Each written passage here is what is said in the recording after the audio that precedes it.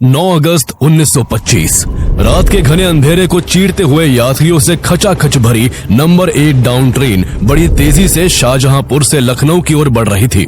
सब कुछ बिल्कुल हर बार की तरह समान था। ट्रेन अपनी रफ्तार से चल रही थी, गार्ड्स अपनी अपनी जगह तैनात थे। कुछ यात्री नींद की आगोश में थे तो कुछ खिड़कियों से आ रही ठंडी हवा का लुत्फ उठा रहे थे।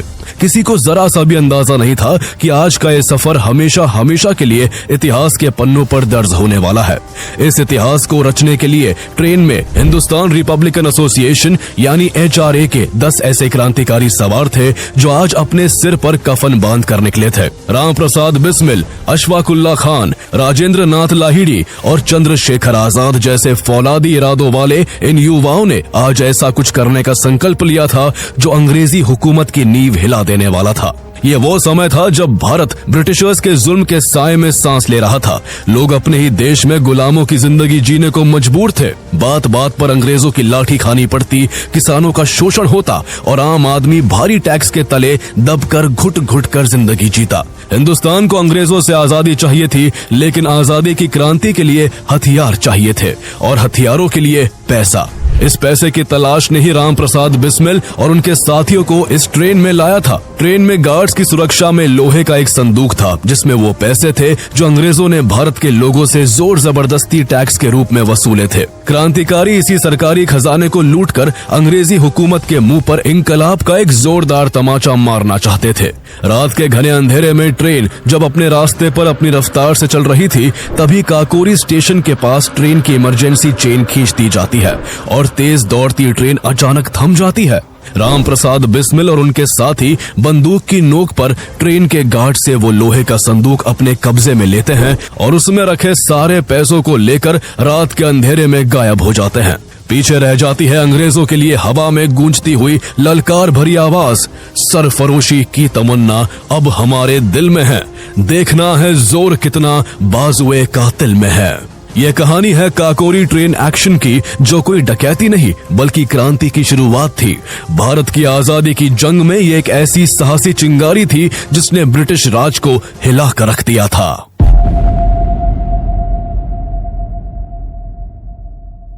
साल 1920 आते आते भारत में अंग्रेजों के जुर्म की हद पार हो चुकी थी। हर तरफ गुलामी का मंजर और अंग्रेजों की तानाशाही थी। एक साल पहले 1919 में तो उन्होंने अपना ऐसा घिनौना रूप दिखाया कि पूरी दुनिया हैरान रह गई। ब्रिटिश गवर्नमेंट ने रॉलेट एक्ट नाम का एक काला कानून जारी किया, जिसके तहत किसी भी भारतीय को केवल शक की बुनियाद पर बिना किसी सबूत के गिरफ्तार कर जेल में डाला जा सकता था। किसी के भी घर की तलाशी ली जा सकती थी। कोई आंदोलन तो दूर, उनके खिलाफ कुछ बोल भी नहीं सकता था। इस बेरहम कानून के विरोध में जब लोगों ने पीसफुल प्रोटेस्ट किया तो ब्रिटिशर्स के घमंड को इतना गहरा धक्का पहुंचा कि उन्होंने हैवानियत की सीमा को लांघते हुए 13 अप्रैल 1919 को अमृतसर के जलियांवाला बाग में निहत्थे लोगों पर गोलियों की बौछार करवा दी, जिससे 1000 से ज्यादा मासूम लोगों की जान चली गई। इसके बाद से अंग्रेजी हुकूमत की गुलामी की बेड़ियां हर हिंदुस्तानी के दिल को चुभने लगी थी। लोगों में गुस्सा था और वो अंग्रेजों को इस सच्चाई से रूबरू करवाना चाहते थे कि वो जिस देश में अपनी तानाशाही चला रहे हैं, वो देश उनका नहीं, भारत के लोगों का है। कहानी में आगे बढ़ने से पहले हम आपको बताते चले कि अगर आप एक बिजनेस ओनर है और रिसीट्स एंड ट्रैकिंग एक्सपेंसेस जैसी चीजों में उलझकर अपना कीमती समय बर्बाद कर रहे हैं, तो अब एक ऑर्गेनाइज सॉल्यूशन अपनाने का समय आ गया है। रिसीट केओस को गुड बाय कहने के लिए आप ओडू एक्सपेंसेस ऐप को यूज कर सकते हैं। ओडू एक all in one management software app है जो ढेरों कमाल के फीचर्स के साथ आता है। अब ओडू एक्सपेंसेस के साथ एक्सपेंसेस को सबमिट, मैनेज और अप्रूव करना बेहद आसान हो गया है। ओडू एक्सपेंसेस की मदद से आप खर्चों को लैपटॉप, मोबाइल या बस एक ईमेल के जरिए सबमिट कर सकते हैं। इनवॉइसेस या टिकट्स जैसे रेलेवेंट डॉक्यूमेंट्स भी आप स्कैन या ड्रैग कर अटैच कर सकते हैं। आपको बस अपने सभी एक्सपेंसेस को एक रिपोर्ट में ग्रुप करना है ताकि अप्रूवल्स तेजी से हो सके। मैनेजर्स बस एक क्लिक में एक्सपेंसेस को अप्रूव या रिजेक्ट कर सकते हैं और रिजेक्शंस में भी मैनेजर्स कमेंट्स देकर रीजन बता सकते हैं, जिससे क्लैरिटी बनी रहती है। रिसीट्स और एक्सपेंसेस का side by side view transparency ensure करता है, जिससे फैसले जल्दी होते हैं और घंटों का समय बचता है। एक बार अप्रूव्ड होते ही एक्सपेंसेस ऑटोमेटिकली अकाउंटिंग बुक्स में पोस्ट और रिकंसाइल हो जाते हैं, जिसमें कोई भी मैनुअल हसल नहीं होती। इसके अलावा आप रियल टाइम में टीम एक्सपेंसेस को डेट, डिपार्टमेंट या लोकेशन जैसी कैटेगरी के हिसाब से ट्रैक भी कर सकते हैं। साथ ही कस्टमर रिलेटेड एक्सपेंसेस को भी आसानी से री इनवॉइस कर सकते हैं। अमेजिंग बात यह है कि ओडू का पहला ऐप अनलिमिटेड सपोर्ट और लाइफ टाइम होस्टिंग के साथ बिल्कुल फ्री है। तो दुनिया भर के 12 मिलियन प्लस यूजर्स की तरह आप भी ओडू एक्सपेंसेस से जुड़कर एक्सपेंस मैनेजमेंट को आसान बना सकते हैं। इसका लिंक आपको डिस्क्रिप्शन एंड पिन कमेंट में मिल जाएगा। गांधी जी ने 1920 में नॉन कोऑपरेशन मूवमेंट का ऐलान कर दिया। उनका प्लान साफ था कि ब्रिटिशर्स इस देश में सिर्फ इसलिए टिके हुए हैं क्योंकि उन्हें यहाँ से प्रॉफिट हो रहा है। अगर अंग्रेजों को हर तरह का सहयोग बंद कर दिया जाए तो उनका मुनाफा मिट्टी में मिल जाएगा। उन्होंने सभी लोगों से इसी असहयोग की मांग की। गांधी जी अहिंसा के पुजारी थे और वो शांति की राह पर चलकर भारत में स्वराज चाहते थे। उनके इस आंदोलन का ऐसा असर हुआ कि पूरा भारत ब्रिटिश गवर्नमेंट के विरोध में खड़ा हो गया। लोगों ने गवर्नमेंट ऑफिसेज और फैक्ट्रीज में काम करना छोड़ दिया। वकीलों ने केस लड़ने से इनकार कर दिया। स्टूडेंट्स ने स्कूल और कॉलेज छोड़ दिए। विदेशी कपड़ों और सामानों को बॉयकॉट किया जाने लगा। गरम दल के क्रांतिकारी जो हिंसा में यकीन रखते थे वो भी इस आंदोलन में कंधे से कंधा मिलाकर चलने लगे। 2 साल तक यह आंदोलन पूरे देश में इतने असरदार तरीके से चला कि अंग्रेजों की नींद उड़ गई। ऐसा लगा कि शायद अब जल्द ही गुलामी की जंजीरें टूट जाएंगी। लेकिन 1922 में कुछ ऐसा हुआ जिसने सब कुछ बदल कर रख दिया। 4 फरवरी 1922 को उत्तर प्रदेश के चौरी चौरा में जब लोग शांतिपूर्ण प्रदर्शन कर रहे थे तब प्रोटेस्ट को कंट्रोल करने के लिए पुलिस ने उन पर गोलियां चला दी। 3 प्रोटेस्टर्स की जान चली गई और कई लोग घायल हो गए। जवाबी कार्रवाई में गुस्साई भीड़ ने पुलिस थाने में आग लगा दी जिसमें 22 पुलिस वाले मारे गए। इस हिंसा की खबर जब गांधी जी तक पहुंची तो उन्हें गहरा धक्का पहुंचा और उन्होंने नॉन कोऑपरेशन मूवमेंट को तुरंत रोक दिया। उनके इस फैसले ने इस आंदोलन से जुड़े देश के नौजवानों को रोष से भर दिया। राम प्रसाद बिस्मिल, अशफाक उल्लाह खान, सचिंद्र नाथ सान्याल और चंद्रशेखर आजाद जैसे युवा क्रांतिकारियों का खून खौल उठा। इन नौजवानों का अब गांधी जी की अहिंसा की नीति से भरोसा उठ चुका था। उन्हें समझ आ चुका था कि आजादी मांगी नहीं छीनी जाती है और ये अंग्रेज बातों से मानने वाले नहीं है, इसलिए इन्हें देश से खदेड़ने के लिए अब हथियार उठाने ही होंगे। यही से एक नई क्रांति का जन्म होता है और राम प्रसाद बिस्मिल, अशफाक उल्लाह खान, सचिंद्र नाथ बख्शी, सचिंद्र नाथ सान्याल और जोगेश चंद्र चैटर्जी मिलकर 1924 के दौरान हिंदुस्तान रिपब्लिकन एसोसिएशन यानी HRA नाम की एक रेवोल्यूशनरी पार्टी की नींव रखते हैं।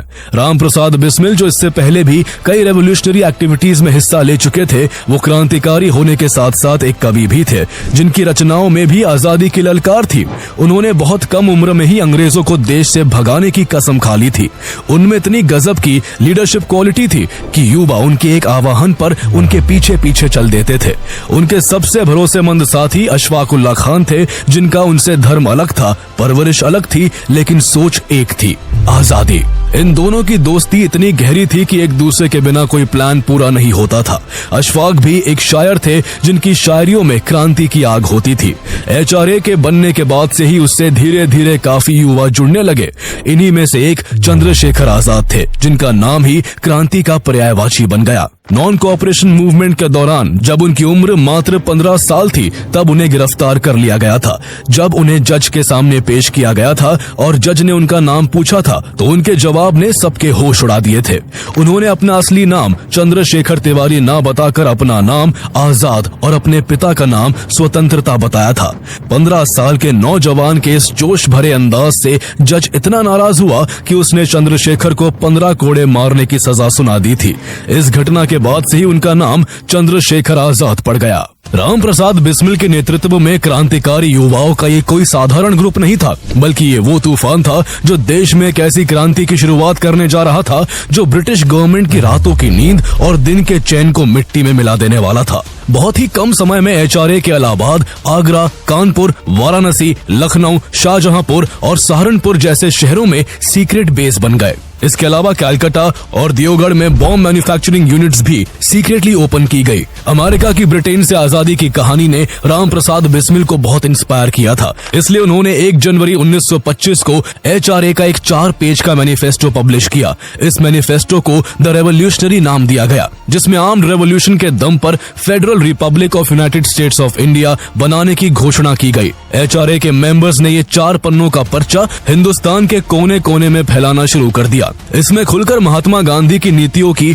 आलोचना करते हुए अहिंसा के रास्ते को आजादी की लड़ाई में एक कमजोर कड़ी बताया गया और नौजवानों से एचआरए में शामिल होने और बंदूक उठाकर आजादी छीनने की अपील की गई। ये मैनिफेस्टो जब अंग्रेजों के हाथ लगा तो उनके होश उड़ गए। वो इतनी बेबाक भाषा देखकर हैरान थे। वो हवा की तरह फैल रही इस क्रांति को थामना चाहते थे, इसलिए फौरन कई स्टेट्स में एचआरए के मेंबर्स को पकड़ने के लिए छापेमारी होने लगी। इसी क्रम में सचिंद्र नाथ सान्याल और योगेश चंद्र चटर्जी को बंगाल से गिरफ्तार कर लिया गया। 2 बड़े लीडर्स के अरेस्ट होने के बाद एचआरए की सारी जिम्मेदारी राम प्रसाद बिस्मिल के कंधों पर आ गई। बिस्मिल के सामने चुनौतियों का पहाड़ खड़ा था। एक तरफ ब्रिटिश सरकार क्रांतिकारियों की आवाज को दबाने की हर संभव कोशिश कर रही थी, तो दूसरी ओर एचआरए को ऑपरेट करने के लिए फंड्स की भारी कमी होने लगी थी। उन्हें हथियार खरीदने के लिए ट्रेनिंग, नेटवर्किंग और अंडरग्राउंड ऑपरेशंस चलाने के लिए पैसा चाहिए था, जो कि उनके पास बिल्कुल नहीं बचा था। उनकी जेबें खाली थी। उनके ऊपर पहले से ही बहुत कर्ज हो चुका था। लोग भी अंग्रेजों के डर से चंदा देने से घबराते थे।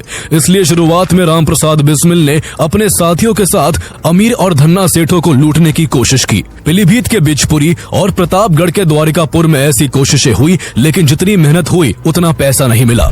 ऊपर से ऐसी चोरियों से संगठन की बदनामी भी होती थी। बिस्मिल ने जल्द ही फैसला किया कि अब ये भारतीय अमीरों को नहीं लूटेंगे, लेकिन पैसे की समस्या जस की तस बनी रही। बहुत से तरीके सोचे गए कि पैसों का इंतजाम कहां से हो। इसी सोच विचार में गुम एक दिन राम प्रसाद बिस्मिल ट्रेन से शाहजहांपुर से लखनऊ अपने कुछ कॉमरेड से मिलने जा रहे थे। तब उन्होंने कुछ ऐसा देखा कि उन्हें अपनी समस्या का हल मिल गया। उन्होंने लखनऊ स्टेशन पर देखा कि स्टेशन मास्टर एक थैली लेकर आया और ट्रेन के गार्ड को पकड़ा दी। गार्ड ने वो थैली एक संदूक में डाल दी।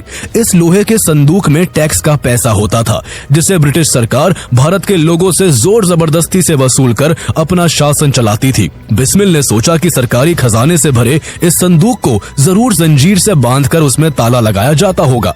लेकिन जब कूली उस भारी भरकम संदूक को उतार रहे थे तो उन्होंने देखा कि उसमें ना कोई ताला था और ना कोई जंजीर। बिस्मिल की नजरें वहीं ठहर गई। उन्होंने उसी समय तय किया कि अगर लूटना ही है तो फिर सरकारी खजाने को ही क्यों ना लूटा जाए।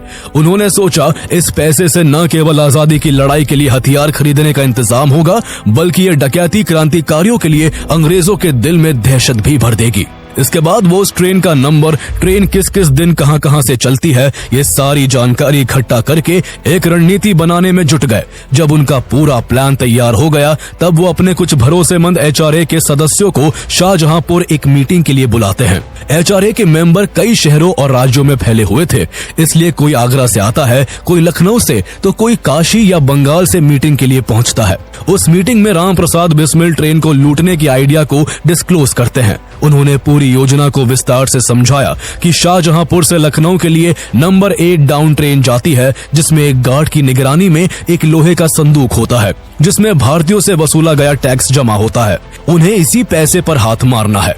इसके लिए एचआरए के मेंबर्स ग्रुप्स में बंटकर शाहजहांपुर से ट्रेन में चढ़ेंगे। लखनऊ से कुछ किलोमीटर पहले ही एक छोटे से सुनसान स्टेशन काकोरी के पास ट्रेन की चेन खींच दी जाएगी, जिसके बाद ट्रेन के रुकते ही वो सभी गार्ड के केबिन में पहुंचकर रुपयों से भरे संदूक पर कब्जा कर लेंगे।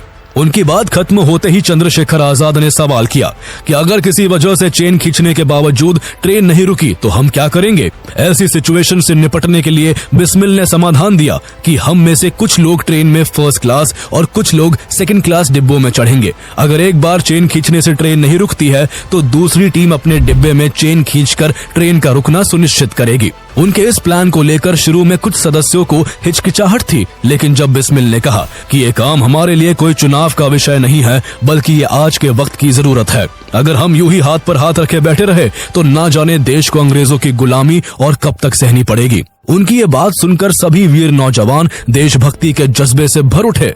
उन्होंने बिस्मिल के आगे प्रतिज्ञा ली कि वो इस मिशन को जरूर सफल करेंगे। लेकिन इस जोश भरी सभा में एक शख्स ऐसा भी था जो बिल्कुल चुप था। ये कोई और नहीं बल्कि बिस्मिल के सबसे सच्चे साथी अशफाक उल्लाह खान थे। उनको डर था कि कहीं इस ट्रेन एक्शन में किसी मासूम यात्री को नुकसान न पहुंच जाए, इसलिए उन्होंने पूरी सभा में कहा कि हम इस काम को जरूर करेंगे। इससे न केवल हमें हथियार खरीदने और क्रांति को तेज करने के लिए धन हाथ लगेगा, बल्कि सरकारी खजाने के लूटने से अंग्रेजों की ताकत पर एक काला धब्बा भी लगेगा। लेकिन हमें इस बात का खास ध्यान रखना होगा कि हमें किसी भी हाल में किसी भी हिंदुस्तानी की जान नहीं लेनी है। उनकी ये बात सुनकर रामप्रसाद बिस्मिल का सीना चौड़ा हो गया।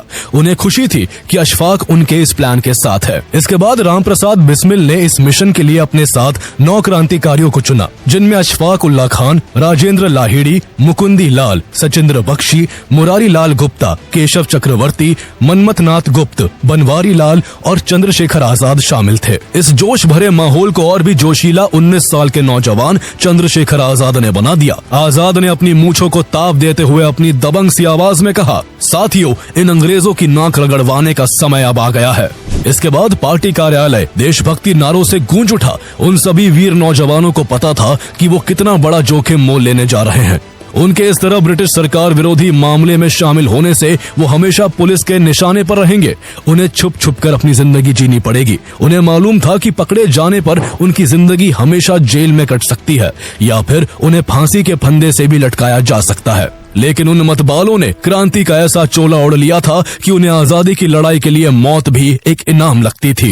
इस कारनामे के लिए 9 अगस्त 1925 का दिन चुना गया। 9 अगस्त की शाम सभी 10 के 10 लोग शाहजहांपुर रेलवे स्टेशन पहुंच जाते हैं। सब अलग अलग दिशाओं से आए थे। कोई भी एक दूसरे की तरफ नहीं देख रहा था। सब ऐसे व्यवहार कर रहे थे जैसे कि अनजान मुसाफिर हो। सबने रोजमर्रा के कपड़े पहन रखे थे। उनमें से 4 के पास बंदूकें थी जिन्हें उन्होंने अपने कपड़ों के अंदर छुपा रखा था। जब number 8 down train Shahjahanpur railway station पर आ खड़ी हुई तो सभी ने ट्रेन में चेन के पास वाली जगह ली ताकि उन्हें ट्रेन रोकने और फिर नीचे उतरने में ज्यादा समय न लगे। काकोरी स्टेशन के बाद चेन खींचने का काम राजेंद्र नाथ लाहिड़ी का था, इसलिए वो अशफाक और सचिंद्र बख्शी के साथ 2nd क्लास डिब्बे में थे। रामप्रसाद बिस्मिल और बाकी के 6 लोग अलग डिब्बों में थे। कुछ वक्त के इंतजार के बाद ट्रेन ने सीटी दी और धीरे धीरे शाहजहांपुर स्टेशन को पीछे छोड़ दिया। बिस्मिल ने अपनी आंखें बंद की और गायत्री मंत्र का जाप करने लगे। इसी बीच सभी 10 रेवोल्यूशनरीज ने मुंह पर एक कपड़ा बांध लिया ताकि मिशन के दौरान कोई उनकी शक्लें ना देख सके। धीरे धीरे शाम ढलने लगी और ट्रेन रात के अंधेरे को चीरते हुए अपनी रफ्तार से चलती रही। जैसे ही ट्रेन काकोरी स्टेशन के पास पहुंची, रामप्रसाद बिस्मिल को काकोरी स्टेशन का साइन बोर्ड दिखाई दिया। उनकी सांसें एकदम तेज हो गई और उनका दिल तेजी से धड़कने लगा। ट्रेन ने जैसे ही काकोरी स्टेशन को छोड़ा, उसके कुछ ही देर बाद लखनऊ स्टेशन से 15 किलोमीटर पहले राजेंद्र लाहिड़ी ने इमरजेंसी चेन को खींच दिया। अचानक जोर की आवाज हुई और ट्रेन उसी जगह पर रुक गई जहां उन्होंने तय किया था। इस रुकावट के साथ ही मिशन शुरू हो गया। बिस्मिल ने तुरंत अपनी पिस्टल निकाल ली। उनके बाकी साथी भी तुरंत एक्टिव हो गए। बंदूक की नोक पर ड्राइवर को कंट्रोल में ले लिया गया। बंदूकों को देखकर ट्रेन में अफरा तफरी मच गई और लोग डरने लगे। उनके डर को शांत करने के लिए बिस्मिल ने चिल्लाकर कहा, सभी शांत रहिए, डरने की कोई जरूरत नहीं है। आपकी जान और आपके सामान को कोई खतरा नहीं है। हम सिर्फ सरकार से वो धन लेने आए हैं जो वो भारतीयों से टैक्स के नाम पर लूटते हैं। अगर आप अपनी सीट पर बैठे रहेंगे तो आपको कोई नुकसान नहीं पहुंचाया जाएगा। इसके बाद बिस्मिल, लाहिड़ी, अशफाक और आजाद ने गार्ड केबिन में घुसकर गार्ड को काबू में कर लिया। उन्होंने साफ शब्दों में कहा, अगर आप हमारे साथ सहयोग करेंगे तो आपको कुछ नहीं होगा। इतना सुनते ही गार्ड की पकड़ रुपयों से भरे लोहे के उस संदूक पर से ढीली पड़ गई। वो लोहे का संदूक काफी भारी था, उसे लेकर भागा नहीं जा सकता था, इसलिए अशफाक संदूक के ताले को एक बड़े से पत्थर से तोड़ने लग जाते हैं। लेकिन कई प्रयासों के बाद भी वो कामयाब नहीं हुए। सभी लोग अशफाक की तरफ रुकी हुई सांसों से देख रहे थे। जब पत्थर से काम नहीं बना तो अशफाक ने अपनी बंदूक मनमथ नाथ गुप्त को पकड़ा दी और हथौड़ा लेकर पूरी ताकत से संदूक पर वार करने लगे। इस बीच प्लान के तहत 10 क्रांतिकारी एक दूसरे से थोड़ी थोड़ी दूरी बनाकर अपनी अपनी पोजीशन लिए हुए थे। वो बीच बीच में हवा में फायर कर देते ताकि कोई भी उस संदूक को तोड़ने में बाधा डालने के लिए नजदीक आने की हिम्मत ना कर सके। उन्होंने ऐसा माहौल बना दिया था कि पैसेंजर्स को ये लग रहा था कि ट्रेन पर हमला करने वालों की संख्या काफी ज्यादा है। उनकी ज्यादा संख्या का अनुमान लगाकर ट्रेन में मौजूद पुलिस वाले और ब्रिटिश ऑफिसर्स भी अपनी अपनी सीट पर जमे हुए थे। किसी की हिम्मत नहीं थी कि कोई कुछ कर सके। पूरी सिचुएशन काबू में थी, सब कुछ प्लान के मुताबिक चल रहा था। लेकिन तभी एक ऐसी घटना हुई जिसने वहां मौजूद क्रांतिकारियों की जिंदगी को हमेशा के लिए बदल दिया। काफी देर से ट्रेन रुके होने की वजह से अहमद अली नाम का एक मुसाफिर कुछ डिब्बों दूर अपनी पत्नी का हाल पूछने के लिए महिला डिब्बे की तरफ बढ़ रहा था। उसे इस बात का जरा भी अंदाजा नहीं था कि ट्रेन में क्या हो रहा है। मनमथ नाथ गुप्त, जो ट्रेन के कैबिन की निगरानी कर रहे थे, उन्हें लगा कि वो शख्स हमला करने आ रहा है। जैसे ही उन्होंने उस शख्स को कैबिन की तरफ आते देखा, उन्होंने उसको निशाने पर ले लिया। उस समय मनमथ नाथ गुप्त की उम्र 18 साल से भी कम थी। उनमें नई जवानी का जोश था, लेकिन कम उम्र के इस पड़ाव में वो चीजों का सही से आंकलन नहीं कर सके। उनसे इतर राम प्रसाद बिस्मिल को अहमद अली नाम के उस आदमी के हाव भाव और चाल से ही समझ आ गया था कि वो उनके लिए कोई थ्रेट नहीं है, बल्कि कोई आम आदमी है जो अपने किसी परिजन की तलाश में किसी और डिब्बे की तरफ जा रहा है। लेकिन इससे पहले कि बिस्मिल मनमथ नाथ गुप्त से कुछ कह पाते, उन्होंने पिस्टल का ट्रिगर दबा दिया। गोली सीधे अहमद अली को जा लगी और वो वही जमीन पर गिर गए। ट्रेन में सन्नाटा पसर गया। जब मनमथ नाथ गुप्त को सारा माजरा पता चला तो वो बिस्मिल की बाह पकड़ फूट फूट कर रोने लगे। उनकी रो रो कर आंखें लाल हो गई। बिस्मिल ने किसी तरह उन्हें चुप कराया। उन्हें भी इस घटना का बहुत दुख था। वो सब तय करके आए थे कि किसी भी हाल में किसी हिंदुस्तानी की जान नहीं जानी चाहिए, लेकिन जो हो चुका था उसे बदला नहीं जा सकता था। इसलिए जिस काम के लिए वो आए थे, उन्होंने उस पर ध्यान दिया। राम प्रसाद बिस्मिल ने अशफाक की तरफ देखा, जो अब भी संदूक पर हथौड़े बरसा रहे थे, लेकिन संदूक का ताला फिर भी नहीं टूटा था। बिस्मिल ने आगे बढ़कर अशफाक से हथौड़ा अपने हाथ में ले लिया और पूरे जोश से संदूक के ताले पर वार किया। ताला एक चोट में ही टूटकर गिर पड़ा। उसमें करीब 8,000 रुपए थे, जिनकी कीमत आज के हिसाब से लाखों रुपए होगी। सारे रुपयों को निकालकर जल्दी जल्दी छोटे छोटे पैकेट्स में बांधा गया और उन्हें फिर चादरों में लपेटा गया। लेकिन तभी एक और मुसीबत आ खड़ी हुई। सामने से एक दूसरी ट्रेन पंजाब मेल आ रही थी। उनको डर था कि कहीं उस ट्रेन का ड्राइवर कुछ देख ना ले। इस ट्रेन के पैसेंजर भी अपनी जगह से अब तक हिलने डुलने लगे थे। ऐसे में कोई भी मुसाफिर ट्रेन से उतरकर भाग सकता था, लेकिन किसी तरह बिस्मिल ने फौरन पूरी स्थिति को काबू में किया। उन्होंने बाकी सबके हथियार छुपवा दिए और खुद ट्रेन के अंदर अपनी लोडेड माउजर हवा में लहराने लगे, ताकि यात्री फिर से अपनी अपनी जगह बैठे रहे।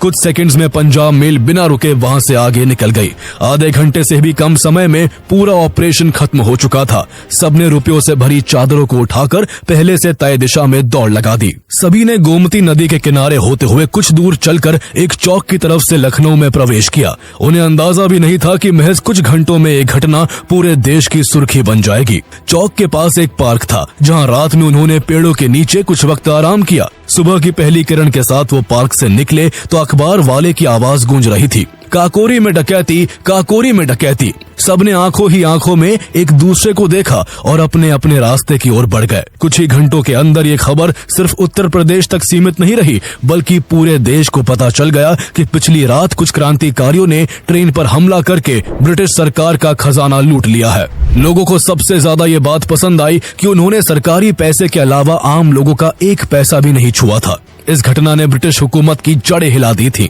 ये लूट सिर्फ पैसों की नहीं थी, बल्कि ये ब्रिटिश ताकत पर एक सिंबॉलिक हमला था। ये एक ऐलान था कि भारत के लोग अब चुपचाप अंग्रेजों की गुलामी नहीं सहेंगे, बल्कि अब आजादी के लिए उस जगह वार किया जाएगा जहां से ब्रिटिश हुकूमत को सबसे गहरी चोट पहुंच सके। ब्रिटिशर्स को भी ये बात समझ आ चुकी थी। उन्हें न सिर्फ सरकारी पैसे के लुटने से भारी शर्मिंदगी का सामना करना पड़ रहा था, बल्कि ये डर भी सता रहा था कि अगर उन्होंने क्रांतिकारियों को नहीं पकड़ा तो ये क्रांति की आग पूरे देश में फैल जाएगी, जो उनकी सरकार की नींव हिला कर रख देगी। यही वजह थी कि ब्रिटिश सरकार ने इस इंसिडेंट को लेकर बहुत कड़ा रवैया अपनाया। सरकार ने मामले को जल्द से जल्द सुलझाने के लिए ये केस रेलवे पुलिस से लेकर क्राइम इन्वेस्टिगेशन डिपार्टमेंट CID को हैंडओवर कर दिया। क्रांतिकारियों ने सोचा था कि उन्होंने कोई सबूत पीछे नहीं छोड़ा है, पर उन्हें जरा भी अंदाजा नहीं था कि अफरा तफरी में उनसे एक चादर वही छूट गई थी, जिस पर शाहजहांपुर के एक धोबी का निशान था। ये वही सुराग था जिससे इन्वेस्टिगेशन टीम को अंदाजा हो गया कि इसके पीछे शाहजहांपुर के क्रांतिकारियों का हाथ है। पुलिस ने शाहजहांपुर में उस धोबी को भी ढूंढ लिया, जिससे उसे पता चला कि ये चादर हिंदुस्तान रिपब्लिकन एसोसिएशन HRA के एक सदस्य की है। सीआईडी ने तुरंत एचआरए को निशाना बनाया। सैकड़ों संदिग्धों पर नजर रखी गई। डाक खानों की निगरानी बढ़ा दी गई। काकोरी ट्रेन एक्शन में शामिल लोगों की गिरफ्तारी के लिए 5,000 रुपए के इनाम का ऐलान कर दिया गया। इनाम के पर्चे सभी शहरों के रेलवे स्टेशन और थानों पर चिपका दिए गए। सभी क्रांतिकारी पुलिस की पकड़ से बचने के लिए छिपे हुए थे। बिस्मिल को इस बात की चिंता नहीं थी कि वो अगर पकड़े गए तो उन्हें क्या सजा मिलेगी, बल्कि उन्हें इस बात का डर था कि अभी तो उन्होंने क्रांति का पहला कदम उठाया था। अभी तो उन्हें देश के कोने कोने में आजादी की ऐसी मशाल जलानी थी जिसमें जलकर ब्रिटिश हुकूमत खाक हो जाए। इसलिए वो भी अंडरग्राउंड हो चुके थे। लेकिन सरकार की कड़ी कार्रवाई के कारण काकोरी मामले के कुछ महीनों बाद केवल चंद्रशेखर आजाद को छोड़कर एक एक करके इसमें भाग लेने वाले सभी रेवोल्यूशनरीज को गिरफ्तार कर लिया गया। राम प्रसाद बिस्मिल, राजेंद्र लाहिड़ी, अशफाक उल्लाह खान, मनमथनाथ गुप्त, एक एक कर सभी लोग पकड़े गए। हैरानी की बात यह थी कि उनमें से बहुत से लोगों की गिरफ्तारी के पीछे भारतीय लोगों की मुखबरी सबसे बड़ी वजह थी। अशफाक उल्लाह खान, जो अपने बचपन के सबसे अच्छे दोस्त के यहाँ छुपे हुए थे, उन्हें उनके उसी दोस्त ने दगा देकर अशफाक के वहाँ होने की खबर पुलिस को दे दी थी। इस ऑपरेशन में सिर्फ 10 लोग शामिल थे, लेकिन पुलिस ने 40 से भी ज्यादा लोगों को गिरफ्तार किया था। उस वक्त कानपुर के अखबार प्रताप ने इन वीरों के लिए एक हेडलाइन छापी थी, भारत के 9 रत्न गिरफ्तार। इस अखबार के संपादक गणेश शंकर विद्यार्थी थे, जो खुद इंडिपेंडेंस स्ट्रगल से जुड़े हुए थे। अभी तक वो लोग गिरफ्तार जरूर हुए थे, लेकिन उनका दोष साबित नहीं हुआ था।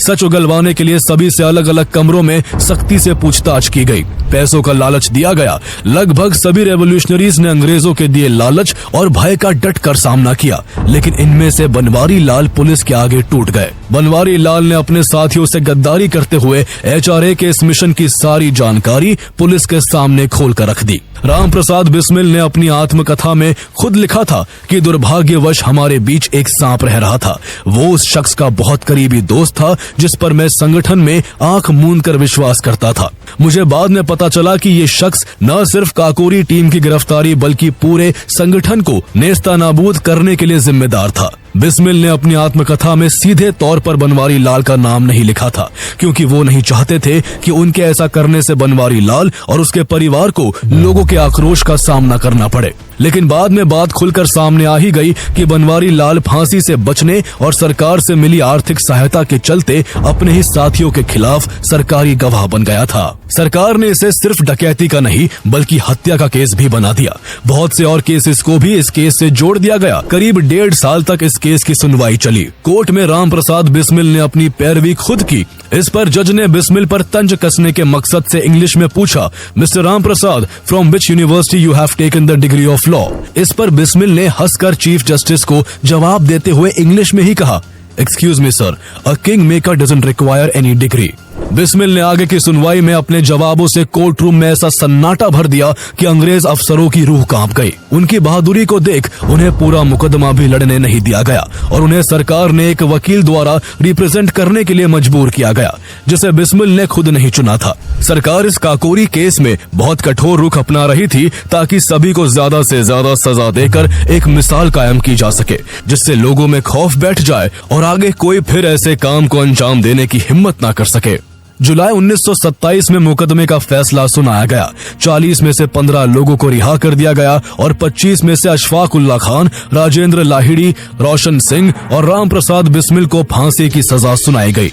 बाकी क्रांतिकारियों को अलग अलग सजाएं सुनाई गई। कुछ को काला पानी की सजा दी गई तो कुछ को 10 से 14 साल के लिए जेलों में कठोर सजा के लिए भेज दिया गया। ब्रिटिशर्स के इस बेरहम फैसले के खिलाफ लोग सड़कों पर उतर आए, प्रदर्शन और धरने हुए। कोर्ट में याचिकाएं और अपीलें की गई। सेंट्रल असेंबली में वायसरॉय से अपील की गई कि मृत्यु दंड को उम्र कैद में बदल दिया जाए, लेकिन वायसरॉय ने इस मांग को ठुकरा दिया। उनकी नजर में ये क्रांतिकारी उनके राज के लिए सबसे बड़ा खतरा बन चुके थे। इस कठोर सजा के जरिए ब्रिटिशर्स भारत के नौजवानों में खौफ बिठाना चाहते थे। अशफाक उल्लाह खान, राजेंद्र लाहिड़ी, रोशन सिंह और राम प्रसाद बिस्मिल चारों को 19 दिसंबर 1927 को फांसी देने का दिन तय हुआ। सभी को अलग अलग शहरों में फांसी दी जानी थी ताकि जनता को एक साथ इकट्ठा होने का मौका ना मिले। राजेंद्र लाहिड़ी को तय दिन से 2 दिन पहले ही 17 दिसंबर को गोंडा जेल में फांसी दे दी गई, क्योंकि सरकार को खबर मिली थी कि राजेंद्र लाहिड़ी के साथी उन्हें जेल से भगाने की तैयारी में हैं। इसके बाद 19 दिसंबर 1927 को रोशन सिंह को मलाका जेल और अशफाक उल्लाह खान को फैजाबाद जेल में फांसी दी गई। 19 दिसंबर को ही राम प्रसाद बिस्मिल को गोरखपुर जेल में फांसी दी जानी थी। जब वो फांसी के उस तख्त पर पहुंचे तो उन्होंने एक शेर पढ़ा, अब ना अहले वलवले है और ना अरमानों की भीड़, बस एक मिट जाने की हसरत अब दिले बिस्मिल में है। इसके बाद वो हंसते हंसते फांसी के फंदे से झूल गए। फांसी से पहले राम प्रसाद बिस्मिल ने जेल में ही अपनी ऑटोबायोग्राफी बिस्मिल की आत्मकथा लिखी थी, जो उनके शहीद होने के बाद 1929 में पब्लिश हो सकी, जिसे अंग्रेजों ने फौरन बैन कर दिया। लेकिन बिस्मिल की शहादत ने पहले ही भारत के हर कोने में बैठे नौजवानों के सीने में एक ऐसी आग भर दी थी जिसने धीरे धीरे अंग्रेजी हुकूमत को राख करना शुरू कर दिया। HRA अपने लीडर्स की शहादत के बाद बिखरा नहीं, बल्कि उसकी लगाम थामने के लिए और भी क्रांतिकारी नौजवान HRA से जुड़ने लगे। काकोरी ट्रेन एक्शन में शामिल चंद्रशेखर आजाद अभी भी पुलिस की पकड़ से दूर थे। वो वीर क्रांतिकारी भगत सिंह के साथ मिलकर HRA को एक नई ऊंचाई देने के काम में लगे रहे। उन्होंने साल 1928 में भगत सिंह के साथ मिलकर HRA को Hindustan socialist Republican association HSRA बनाने में अहम भूमिका निभाई। भगत सिंह और आजाद के नेतृत्व में HSRA ने अंग्रेजों के होश उड़ा दिए थे। लेकिन सालों की लुका छुपी के इस खेल में आखिरकार 27 फरवरी 1931 को जब चंद्रशेखर आजाद अपने एक कॉमरेड से मिलने एल्फ्रेड पार्क गए हुए थे, तभी ब्रिटिश पुलिस ने उन्हें चारों तरफ से घेर लिया। दोनों तरफ से फायरिंग होने लगी, जिसमें चंद्रशेखर आजाद ने 3 पुलिस वालों को मौत की नींद सुला दिया। लेकिन जब उनकी बंदूक में आखिरी गोली बची थी तो उन्होंने पुलिस के हाथ लगने से पहले ही अपनी बंदूक की आखिरी गोली अपने शरीर में उतार ली और अपने नाम की तरह आजाद रहकर ही शहीद हो गए। काकोरी ट्रेन एक्शन भारत की आजादी की जंग में एक मील का पत्थर साबित हुआ। ये एक ऐसी घटना थी जिसने क्रांति को नई दिशा दी। उन सभी फ्रीडम फाइटर्स की शहादत आजादी की नींव का वो पत्थर बनी जिस पर 1947 में मिली आजादी की इमारत खड़ी हुई। जिस काकोरी स्टेशन के पास ये एक्शन हुआ था, वहां आजादी के कई सालों बाद शहीद स्मारक बनाया गया, जो उन वीर क्रांतिकारियों के बलिदान की हमें आज भी याद दिलाता है।